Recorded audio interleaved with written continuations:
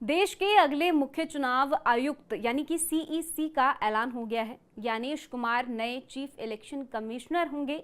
प्रधानमंत्री नरेंद्र मोदी की अध्यक्षता वाली चयन समिति की बैठक में ज्ञानेश कुमार के नाम पर मोहर लगी, जिसके बाद राष्ट्रपति ने मंजूरी मिलने के बाद कानून मंत्रालय ने उनके नाम का ऐलान कर दिया। लेकिन ज्ञानेश कुमार को अगला मुख्य चुनाव आयुक्त बनाए जाने की प्रक्रिया को लेकर कांग्रेस ने सवाल उठाए हैं। सवाल उठना तो लाजमी है, लेकिन मगर राहुल गांधी का जो व्यवहार है, ऐसा व्यवहार कि मानो किसी जिद्दी बच्चे का मनपसंद खिलौना उससे दिया नहीं जा रहा हो और मुंह फुलाकर वो बैठ गया हो। आज आपको बेहद डिटेल में सीईसी की सिलेक्शन पर डिटेल एनालिसिस तो देंगे ही, साथ ही इसमें जितने कैरेक्टर हैं, चाहे वो प्रधानमंत्री हो, लीडर ऑफ ऑपोजिशन हो, चाहे चीफ जस्टिस ऑफ इंडिया हो, आखिर इन सब के रोल डिसाइड होते कैसे हैं और क्या है सीईसी के सिलेक्शन का इतिहास, सब पर बात करेंगे आज के इस वीडियो में। लेकिन उससे पहले आप आयुन भारत को सब्सक्राइब कर लीजिए। स्वागत है आपका, मेरा नाम तान्या अधिकारी है। सबसे पहले जानिए सीईसी की चयन में जो मीटिंग हुई, उस मीटिंग में क्या हुआ। मुख्य चुनाव आयुक्त के पद से 18 फरवरी को राजीव कुमार रिटायर हो गए हैं। ऐसे में नई सीईसी के चयन को लेकर सोमवार को 3 सदस्यीय पैनल की बैठक हुई। इसमें पीएम मोदी के अलावा केंद्रीय गृह मंत्री अमित शाह और लोकसभा में विपक्ष के नेता राहुल गांधी भी शामिल हुए। इस मीटिंग में ज्ञानेश कुमार के नाम पर मोहर लगी, लेकिन राहुल गांधी ने सरकार से सीईसी की नियुक्ति को तब तक स्थगित करने के लिए कहा जब तक कि सुप्रीम कोर्ट नई नियुक्ति प्रक्रिया को चुनौती देने वाली याचिकाओं पर फैसला नहीं कर लेता। राहुल गांधी ने नए सीईसी की नियुक्ति पर अपनी असहमति जताई। उन्होंने कहा कि यह नियुक्ति प्रक्रिया सुप्रीम कोर्ट के आदेश की भावना के खिलाफ है। राहुल गांधी ने विरोध पत्र भी सौंपा और मीटिंग से चलते बने। इसके बाद बयानबाजी का दौर भी शुरू हुआ। कांग्रेस ने अपने बयान में कहा कि हमें इस बात की पूरी उम्मीद थी कि पीएम मोदी की अध्यक्षता वाला चयन पैनल विपक्ष के नेता की मांग और आपत्ति को नजरअंदाज करके आगे बढ़ेगा और सीईसी के रूप में अपनी पसंद के उम्मीदवार का चयन करेगा। कांग्रेस पार्टी के राज्यसभा सांसद अभिषेक सिंघवी ने कहा, भारत के मुख्य न्यायाधीश को हटाकर या फिर बाहर रखने की कोशिश करके सरकार ये स्पष्ट कर रही है कि वो संवैधानिक संस्थाओं पर अपना नियंत्रण चाहती है और विश्वसनीयता नहीं रखना चाहती है। केसी वेणुगोपाल ने कहा कि सरकार ने आधी रात को जल्दबाजी में नए मुख्य चुनाव आयुक्त की नियुक्ति की अधिसूचना जारी कर दी।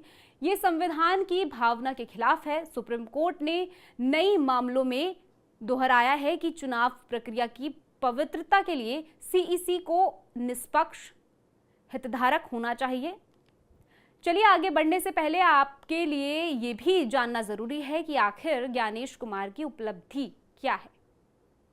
1988 बैच के AIS रहे। केरल SC/ST डेवलपमेंट कॉर्पोरेशन के मैनेजिंग डायरेक्टर रहे। चुनाव आयुक्त बनने से पहले गृह मंत्रालय में एडिशनल सेक्रेटरी रहे। संसदीय कार्य मंत्रालय में सेक्रेटरी रहे।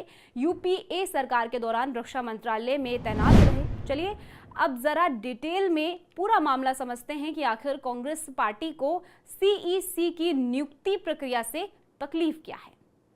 2 मार्च साल 2023 सुप्रीम कोर्ट का फैसला आया। सिलेक्शन पैनल में CGI को शामिल करना जरूरी है।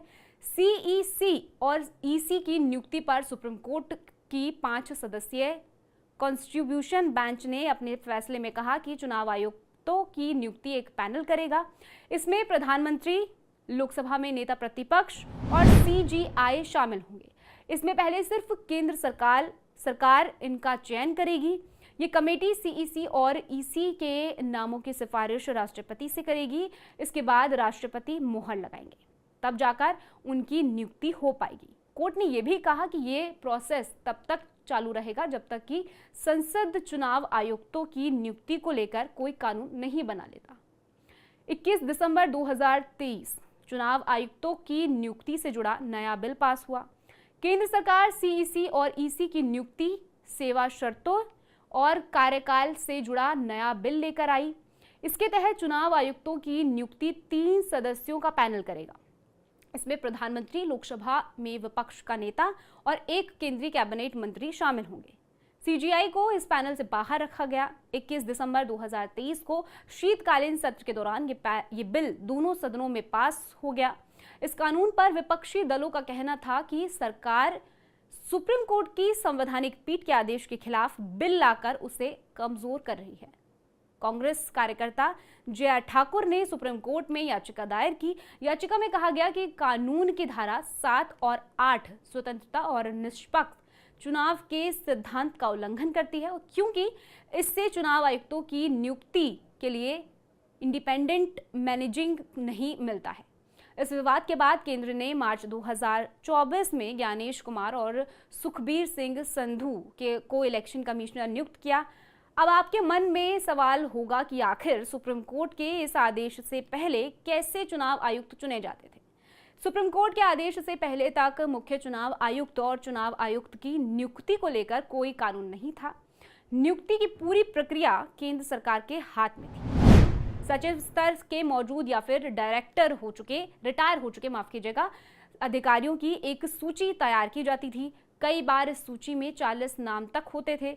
इसी सूची के आधार पर 3 नामों को चुना जाता था। इन नामों पर प्रधानमंत्री और राष्ट्रपति विचार करते थे।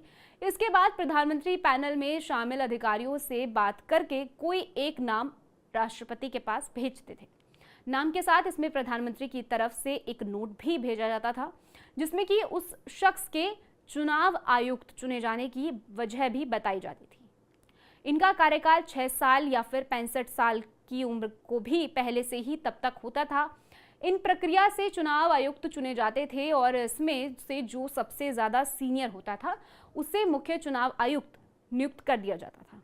और ये बात हम कर रहे और यूपीआई सरकार के कार्यकाल की, मतलब कि आज कांग्रेस को उस सिस्टम से तकलीफ है, उसमें कांग्रेस का लूप शामिल है, मगर कांग्रेस को तब कोई तकलीफ नहीं थी जब केवल एक ही पार्टी ही केवल सीईसी का चुनाव करती थी। और इसी से सवाल खड़ा होता है कि क्या राहुल गांधी बहुमत में नहीं मानते हैं?